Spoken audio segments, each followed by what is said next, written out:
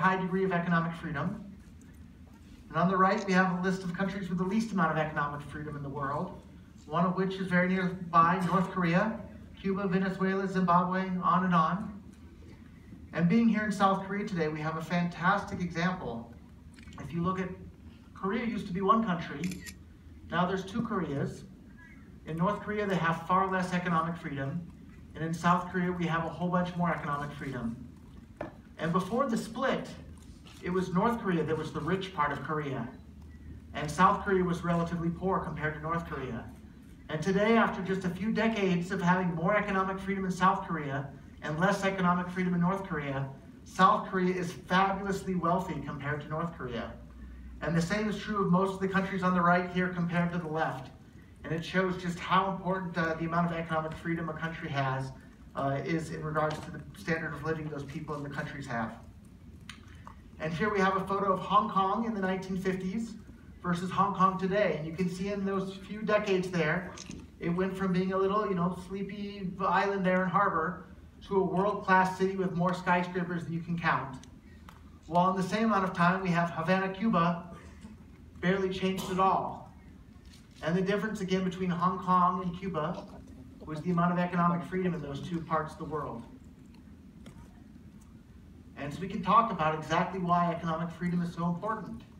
It's because it leads to higher per capita income, higher life expectancy, higher literacy rates, better income for the poorest 10% of society, better environmental protection, fewer wars and violent conflicts, and a higher self-reported happiness of citizens, and less corruption and bribery. And here we have some exact statistics, right? In the dark green here, we have the income level of the poorest 10% in the most free countries, on down to the red in the least free countries economically. And you can see that there's a direct correlation there. The freer the country is, the more income the poorest 10% of that country has. And that applies not just to the poor, it applies to everybody in those countries. And here again we have a chart with the income per capita for everybody in those countries. And in green, you have countries with the most economic freedom, and in red, you have countries with the least amount of economic freedom. And the correlation there is incredibly clear. The more economic freedom a country has, the more income per capita that country will have. And again, we see the correlation between the adult literacy rates and economic freedom. The freer a country is, the more people know how to read in that country. And the less economic freedom a country has, the fewer people know how to read. And life expectancy as well. The more economic freedom a country has, the longer the people in that country will tend to live. And the less economic freedom a country has, the faster those people will die. They'll have a shorter life expectancy in those countries. And we see with unemployment as well. The more economic freedom a country has, the lower the unemployment rate. And the less economic freedom a country has, the higher the unemployment rate. That's incredibly important. Everybody wants to have a job and some income, and the countries with the most economic freedom have the people with the fewest, they have the lowest rate of unemployment in those countries, so the most people have jobs. And infant mortality per 1,000 live births, right? Anybody that's seen a newborn baby realizes how wonderful that is. Well, countries with more economic freedom have fewer babies dying at birth, and countries with less economic freedom have more babies dying at birth. So if you care about babies, you should support economic freedom. Children in the labor force, again. Countries with more economic freedom have less kids working in the labor force. And that's not because of laws that politicians pass. It's because they can afford not to be in the labor force. Whereas in countries with less economic freedom, when kids are faced with the choice of working or starving to death, of course they're going to enter the labor force and work so that they can actually eat and survive. So in countries with less economic freedom, you have way more kids working in the labor force from a much, much younger age than in countries with more economic freedom. And it's important to point out that correlation doesn't prove causation, but when we see example after example, both in theory and in practice, of greater economic freedom leading to better results for rich and poor alike, I think some very, very, very strong inferences can be made. And Bitcoin has brought giant impact to the amount of economic freedom in the world. It makes it easier for anyone, anywhere, anytime, any place to start a business. It enforces property rights that people have in their money. Suddenly they now have a form of money that they can send and receive with anyone, anywhere in the world, instantly, basically for free, and there's nothing that anybody can do to stop them from sending and receiving that money. It promotes free trade. You can now engage in trade with anyone, anywhere in the world, instantly, basically for free, and there's nothing anybody can do to stop that. And it enables freedom of contract for people all over the world. And a really, really important one is it enables people to opt out of corrupt systems. If you are unfortunate enough to be born into a country with high inflation and rampant government corruption, suddenly you have the option of using cryptocurrencies and Bitcoin specifically to opt out of those systems. Before the invention of Bitcoin, it would be impossible to opt out of those systems. And again, we have a quote here from Brian Armstrong, the CEO of Coinbase, and he says that if we can create more economic freedom in the world, it will serve as a giant economic stimulus package for the world, accelerate innovation, reduce wars, make the poorest 10% better off, overthrow corrupt governments, and raise happiness. And I'm proud to say I think I first met Brian Armstrong back in 2011. And it was apparent to me from very early on that he was motivated to get involved in Bitcoin for these reasons that I just explained in his own words. And those are the same reasons that I'm excited about Bitcoin and digital currencies, is because they bring more economic freedom to the world. And more economic freedom makes everybody better off. And so I say, Bitcoin and digital currencies are the best tools the world has ever seen to accomplish these goals. And that's what got me so excited about Bitcoin when I heard about it for the first time, because finally I realized that all of us people out there in the world that didn't really have any sort of a say as to what government policies were in regards to free trade or sending money overseas or anything like that, suddenly we had this great big giant lever that we can use to move the world in the direction of having more economic freedom. And that lever is called Bitcoin. And it's here today for all of us to implement. But unfortunately, there are some people in the world that don't like losing control over money, and don't like losing control over people, and don't like seeing people engaging in free trade around the world. Not necessarily because they're evil people. By and large, it's because they just plain don't understand the benefits of economic freedom to the world. And so they look around the world and they think, oh my God, people around the world are investing in risky things that might fail. Or, oh my God, people are employing people without getting permission from people in government. Or, oh my God, people are buying and selling things without our permission or giving us a cut. And unfortunately, these people might want to put a stop to those sort of things because they want to continue to have control over the rest of us in the world. And so when I first got involved in Bitcoin, the thing that had me so excited about it is that because Bitcoin was a worldwide distributed network, there was no single place that they could go to. There was no CEO of Bitcoin that they could arrest. There was no office they could raid. There was no server they could unplug. There was nothing that they could do to stop it. And it had me so incredibly excited because finally we have this unstoppable money that brings economic freedom to the entire world. But now that I have about 7.5 years of involvement in Bitcoin, and I have a bit more experience under my belt, I've been looking at what happened in the Bitcoin ecosystem and what people might do if they wanted to stop Bitcoin from becoming money for the entire world. And I don't know if these people did it because they did it intentionally or just because they don't know any better. And to be honest, I suspect by and large it's because they just plain don't know any better. But if you wanted to stop Bitcoin from spreading and becoming money all over the world, what you would do would be to advocate for 1 megabyte blocks, to intentionally create high fees on the Bitcoin network, to intentionally create slow confirmations on the Bitcoin network, and to intentionally create unreliable transactions on the Bitcoin network. And I'm not saying that these people did it because they're bad people. I think they just plain didn't understand.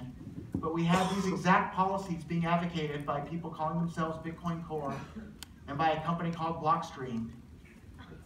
And if you look at the adoption rate of digital currencies and Bitcoin around the world, I think nobody has been more responsible for delaying the adoption of cryptocurrency and delaying the adoption of Bitcoin around the world than these people advocating these policies.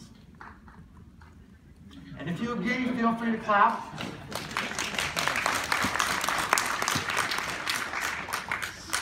And if you disagree, I hope you'll take a moment to consider the arguments that I'm about to put forth as to how these things have delayed the adoption of Bitcoin around the world.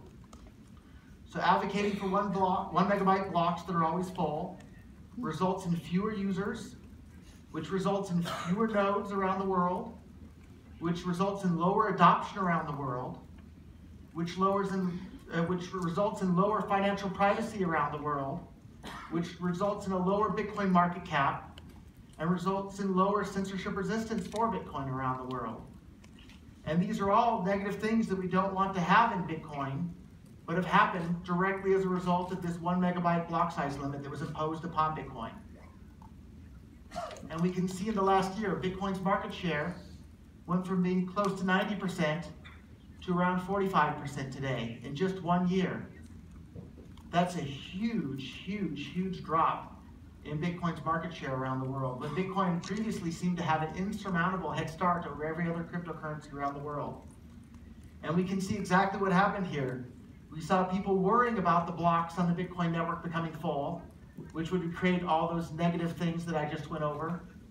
And then we can see what happened when the blocks finally became full. And at the exact time that the blocks became full, we saw altcoins gaining mass adoption, and Bitcoin's market share in the overall group of cryptocurrencies plummeted. And we can see right there, it happened at the exact same time that Bitcoin's market share plummeted, which was when the blocks became full, was the exact same time that the altcoins skyrocketed in popularity and adoption. And that chart is very clear there. And we can see here we have a chart. This orange line here is the size of the Bitcoin blocks and the number of Bitcoin transactions happening every single day. And the big orange line across there is the 1 megabyte block size limit. And you can see very clearly that Bitcoin was growing year after year, with more and more people around the world starting to use it, with more and more businesses around the world starting to use it, and more investment coming into the space year after year, until Bitcoin hit its 1 megabyte block size limit. And then the number of transactions taking place each day reached its cap.